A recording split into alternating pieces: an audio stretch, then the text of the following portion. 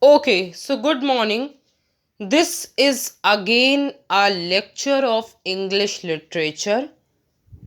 Okay, and in this lecture, for this lecture, I have selected the seventh short story from the 10th class textbook of the short story section. From that section, we are going to cover the seventh short story, The Little Match Girl. Now, this is a very significant short story, and according to me, it is the most interesting and the most engrossing short story of the entire short story book. Okay, of the entire short story section from your the textbook of the 10th ICSC class. Okay, so today we are going to talk of this particular short story. It is very important from your as a student point of view, as a literature student point of view, and of course from the point of view of your exam, your board examination. Okay, so that is the thing we are going to discuss today. We are going to talk about a story whose each letter, whose each word is full of feelings, of emotions, and of expressions. There is an overflow of expression. Excessive expressions are there, and there has been the maximum try of bringing up the ideas, the emotions, the feelings in expression to the paper for this particular short story. This short story is revolving around a main character. That main character it has become the subject of all the pity, the compassion, and the tenderness of all the readers. It has become the subject of it. And in the story, it is a subject to the cruelty that is being done by its adults. Okay, so that is the thing what is happening over here, and she is suffering a lot throughout the story, and the story is not is not very complex. It is simple, yet it is very powerful. It is basically based on that particular theme that sometimes people have to surrender whatever fate gives to them, whatever destiny asks them to accept. Okay, to admire and to just deal with it. So the problems, the adversities, and the issues of life that are offered by destiny are sometimes treated by the people.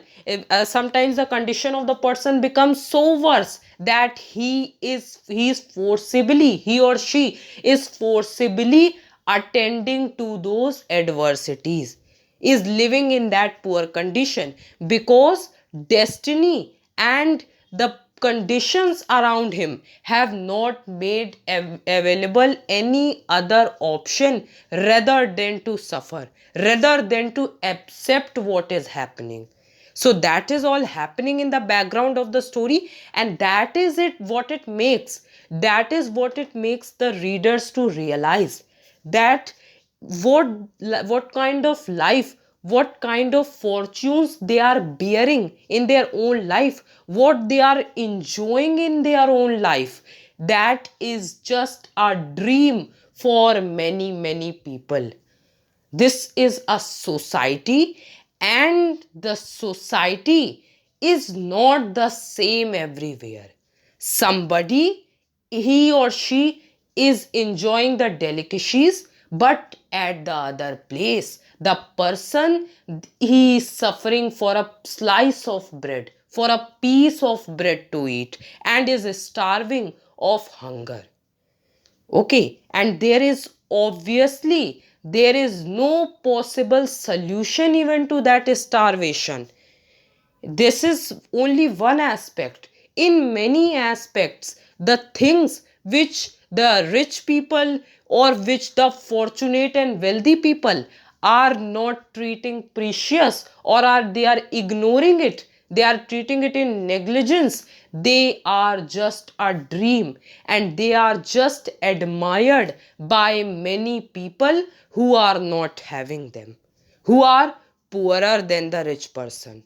So that is all the condition, and that is all the phenomena, that how destiny is dealing with the different kind of sections of the society.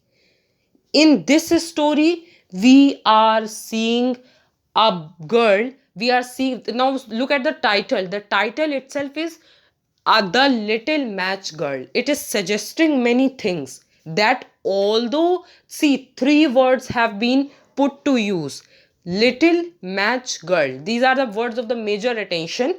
Little match girl, it symbolizes that although the girl is little, but she is entitled to hold the burden, to bring the burden of responsibilities on her shoulders by just becoming a match girl. Match girl, basically the girl, basically she's asked, she's forced, she's destined by her adults to just sell the matches. Okay, to bear the burden of the adult, the miniature adult. Why she is miniature adult?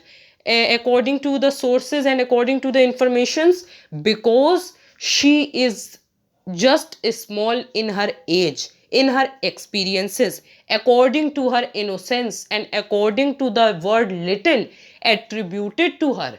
But actually, she is very adult when we are just thinking of the responsibilities, of the issues, and of the type of sufferings that she is subjected to.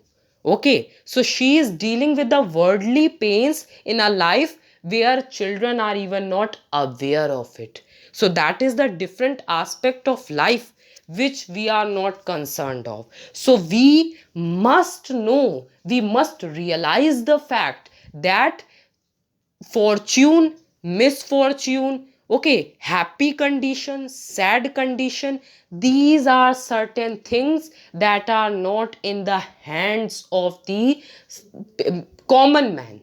Okay, so these things keep on changing, keep on fluctuating.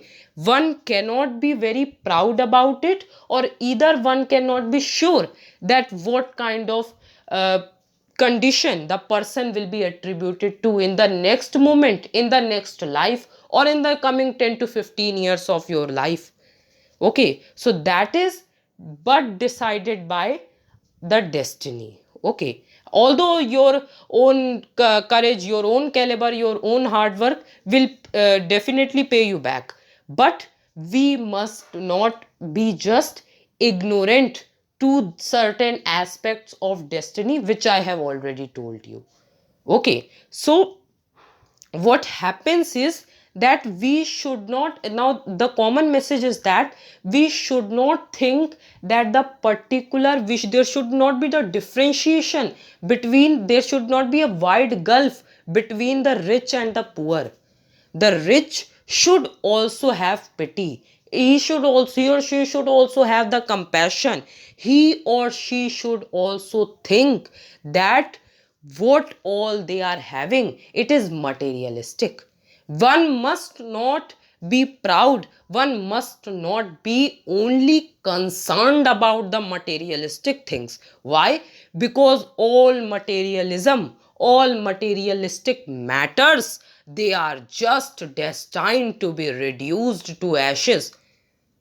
Okay, one day or the other, either fire will burn it, or it will be just reduced to ashes with the fire of time. Okay, or with the you can say with the passage of the time, everything, it is destined to be finished, to be you can say, to become extinct, or extinct, not actually, it is just supposed to die. Even the persons, even the humans we are seeing, they are also not immortal. So nothing materialistic is immortal, and all those things are destined to be finished one day. Okay, so that is the thing we must be concerned of. We must not look at the external appearances. External appearances, the world you are looking outside to you, the people you are seeing, the enchanting, fascinating things you are seeing, you must be concerned about that. What is their inner nature? What is the inner nature of all the world? Okay, and you must then make your prospect, make your aspect, make your principles. So that is certain things which are somewhere reflected in this short story. Okay, so that is the thing. And one must not say that if that particular person, okay, if that particular person is in poor condition today, then tomorrow also he will be in poor condition. No, that is not the thing. Things change within a second. One day a person is on the road, and the second day he can be on the throne. Okay, from road to throne, it can be the suffering, it can be a journey, or it can be by any way he has covered that path. But things can change at any time. No state or kind of no kind of phenomena is just very permanent, is just very immortal. All the things are destined to be reduced to, all the materialistic things are destined to be reduced to ashes. Okay, so the differentiation, it must not be practiced, and any kind of differentiation must not be practiced just by seeing the external entities, just by the external identities or the external appearances. But the inner nature and the inner common behavior of all the mankind should be noticed, which is the very same. Okay, so on the basis of the external behavior, on the basis of the external nature or the external appearances, you cannot differentiate the people. You should not differentiate the people. Okay, but the reality is that the inner blood and flesh and the inner common nature and common caliber of all the human beings is the very same. And one must then, obviously, one must not have the ill will towards other person. Okay, just on any foolish basis. Okay, so that are the certain important things. I just moved to that side while just before beginning with this short story, and that was all. Of course, that was a part of what you were studying in your previous lecture, and that also forms a major part. It explains the significance of this short story.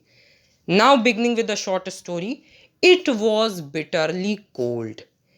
It was bitterly cold. Now the bleak and the hopeless environment of that night is being described, in which the girl is walking aimlessly. The girl is walking hopelessly. Okay, so the bleak and the bitter cold has been described, that it was a very chilly night, and then it is written, snow was falling and darkness was gathering. Snow was falling, there was a snow falling on that night, and it was the last evening of the year. Okay, last evening of the old year, it was a New Year's Eve, and darkness was gathering. Darkness not only in terms of the outside darkness, the darkness outside to that particular girl who was walking on the road, the little match girl, not only in that terms of darkness, but also that term of darkness which is just in her fortunes, which is just there in her good being. There is dark